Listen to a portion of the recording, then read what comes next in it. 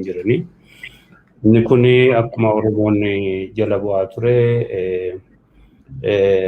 lagannaa nyaataa erga godhanii bubbuluu irraati immoo haalli fayyaa isaaniillee gadi bu'aa akka deeme namni hundi quba qabaa.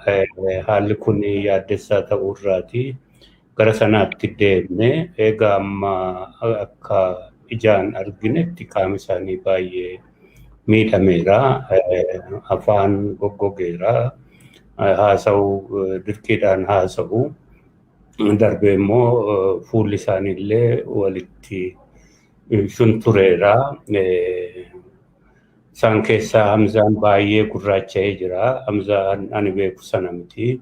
Baqqalaanis akkasuma isaa shoolibee jira. Jawaar irra yaangar waan ta'eef malee inni afaan isaa goggogee daalachaa'ee haala gaarii keessa hin jiran walumaa galatti hundi isaaniitu. Isa kanatti dhagaa waan turre kun hedduu waan nu yaaddesseef darbee immoo namni hedduun illee kana keessatti yaaddoo isaa ibsataa waan jiruuf isa kana akka hunger strike kana break godhanii yookaan immoo akka lagannaa kana dhaabanii nyaata nyaatanii dhiibbaa irratti gochuu deemne. Akka carraa wal mareenneen deemne jaalleechuu dhufee achi jira. Abbootiin amantii warri achi jiranii isaan kana wajjin akka carraachitti wal argine xabaqooti isaaniillee Batuulii Baayisaa fi Kadir achi jiru. Isaan kanis achitti argine. Warri kun hundi egaa waan dandeenyuun irratti dhiibbaa gochuu yaalle. Haalli isaanii haala gaarii keessa hin jiru qaama isaanii fi walumaa gala waanneen isaanii jechuudha. Akkuma dhagahaa turre sana. Hayyee mee egaa isin waan amma jiru kana gaafattanii gara nyaatallee akka fudhachuu danda'an waan gaafattan yoo jiraate isaan deebii akkamiiti kan isaan kennaa jiran? Walumaa gala ni karaa keenyaa fi walumaa gala hundi keenya abbootii amantiis nutis hundi keenya tokko tokkoon itti himne itti muura darbine dhiibbaa irratti gochuu tattaafanne. Dhiibbaa irratti gochuu keessatti akka haala hubatanii haala dhuguma addunyaa kana irratti beekamaadha. Hunger strike gochuun yeroo dabi tokko nama irratti fi uummata irratti fi waan tokko irratti hojjetu karaatti mormii kee fi diddaa kee ibsattu keessaati inni tokko isadha. Haa ta'uutii akkaataatti haala waliigalaa uummata keenya jiruu fi isaanis haala kana keessa seenan irraati. Tokkoffaa waan kana irra deebi'anii ilaalanii akka nyaata kana lagannaa dhaabanii akka nyaata nyaachuu jalqabanitti waan ni goone. Isaan keessaa duruu Dajanee Taafaa arguu hin dandeenye arguu barbaanne bakka biraatti ciisa jedhanii isaa haa ta'u inni dadhabatee gara hakiimaatti akka fuudhanitti dhageenye gurbaa isa kaanis Shamsuddin ka jedhu isallee akkasuma fuudhanii deemanitti dhageenye. Amma ka hafanii warra sadan kana ka dubbisne nuti hanga dandeenyu itti warra abbootii amantaa irratti sirkatanii manguddummaa isaanii irratti sirkatanii akkasumas immoo beekumsa qaban irratti hirkatanii irratti dhiibbaa gochuu yaalanii nullee akkasuma haa ta'uuti karaa isaanii waan hubadhe gaabbii qabu. Gaabbii fi aarii qabu. Gaabbii fi aariin keessatti qara'ee qabsoo kana namni lakkoofsa guddaan itti wareegamee akka jijjiirama jedhame kana akka fidee kanallee tuqanii kana keessatti lakkoofsi dargaggootaa dhumate kana keessa fi jijjiiramichi akkas bifa isaatii fi daandii isaa jijjiirratee ka Oromoo irratti duulu ka lammiilee Oromiyaa irratti duulu ta'uusaa kana gaabbii guddaa fi aarii guddaan dubbatu. Tokko ka isaan aarsee ka lammataa ka mana hidhaa jiranii lammiileen Oromiyaa lakkoofsi isaanii guddaa duruu bakka biraa ta'anii dhagaanii amma ija isaaniitiin qaama isaaniitiin arganii ka jiraatan ta'u. Kana ija keenyaan waan keessa hirmaannaa sana keessatti hawwii qabnuun jirran kuni hunda caalaa lammiilee Oromiyaa fi ilma namaa walumaa galaatii fi ilaalcha gaarii qabaatee biyya kanas gara nagaa fi dimokiraasii tasgabbiitti ceessuun itti ture kan deebi'ee uummata irratti duulu lammiilee irratti duulu ta'uusaa kana of keessatti aarii fi xiiqii fi waan keessa seenanii kana murteeffatan ta'uu fi kun murtii isaanii ta'u dhalooti kaan itti fufaa ka jedhudha kan isaan dhiibanii waan dandeenyuun garuu isa kana akka irra deebi'anii ilaalanii ka qabsoo godhan kanas ka isaan kaasan kanas akka waliinuu uummata waliin bifa kamiinuu ta'u socho'uu akka danda'amuu fi jijjiiramicha bifa haaraan fiduu akka danda'amu kana hubachiisuu tattaafanne. Deddeebinee kana sammuu isaanii keessa kaa'uu yaalle aarii fi xiiqiin garuu irraa hin dhaabne. Kana dhageenya isin irraa nuti garuu murtiin keenya kana akka jedhuudhaan irratti waan jedhanii gara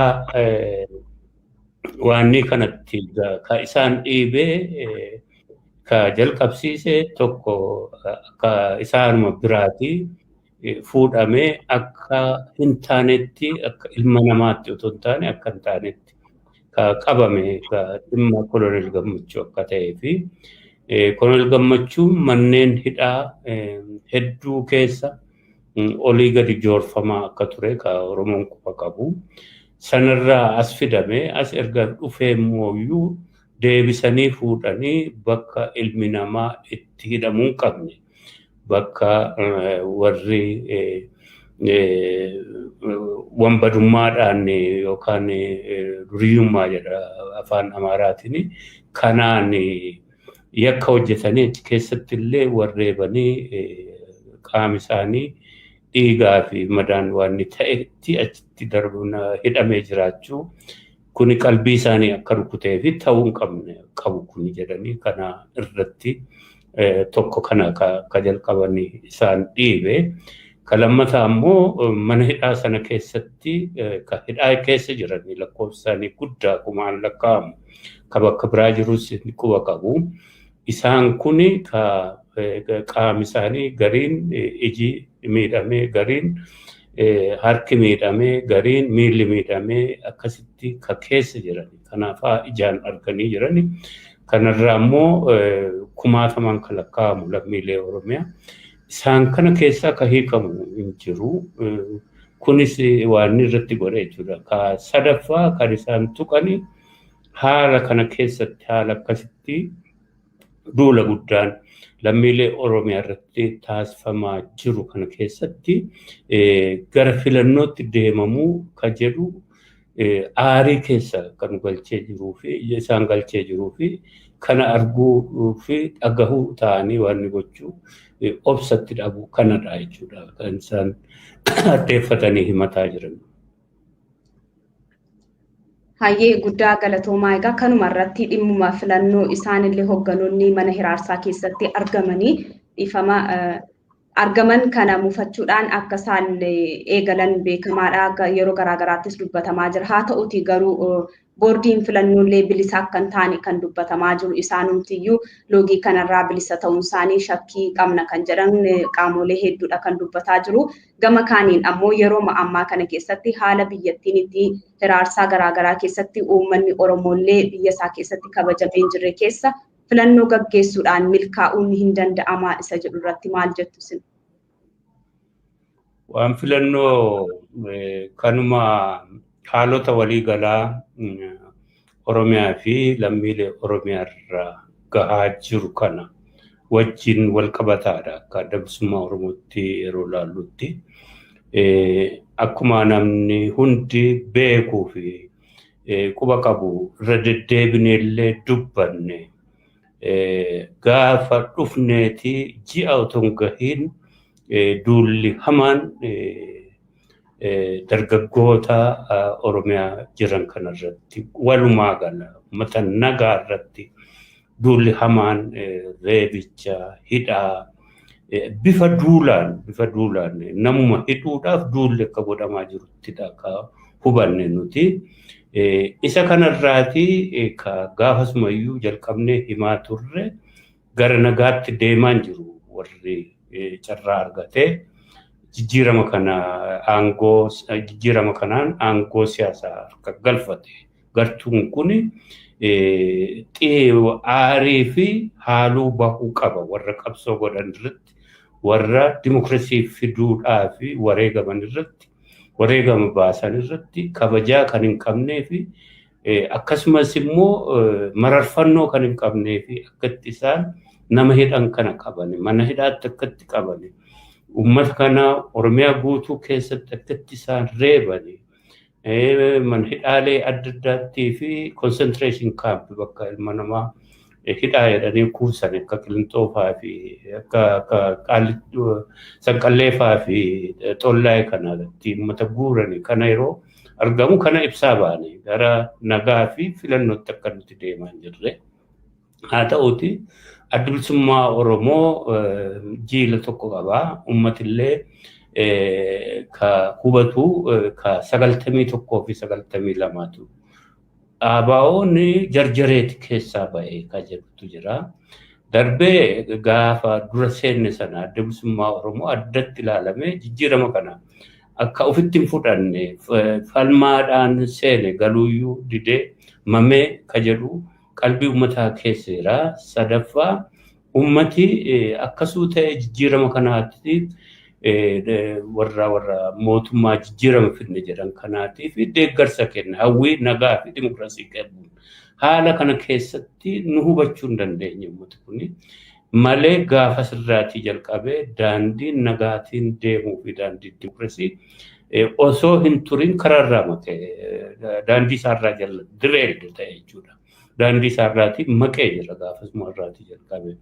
Erga gaafasiitii ka jiru uummatummaanuu waliigala isaa ofiisaa hanga hubatutti yoo ta'e malee gara filannoo fi gara waan itti deemuu hin turre. Nuun immoo akka adda bilisummaa Oromootti boordii filannoo nu galmeessuufu kora keenya nu eeyyamuufu waggaa tokko isa fide nuti waan itti iyyata ergatti galchineeti jechuudha. Sana gidduutti miidhamni nurra ga'ellee waajjirooti bananii deddeebisanii cufamanillee kuni boordiin filannoo otoo ijisaa argu otoo itti iyyannu waama tokko kan taane tokkotti akkasitti ilaalee xaaloomaafaa poolisiitti barreessee poolisiinuu deebii hanga kennutti ji'ifaa lakkaa'amu kana kanarraati gaafasuu argine waan gara filannootti jarri kun uummata akka hin geessine.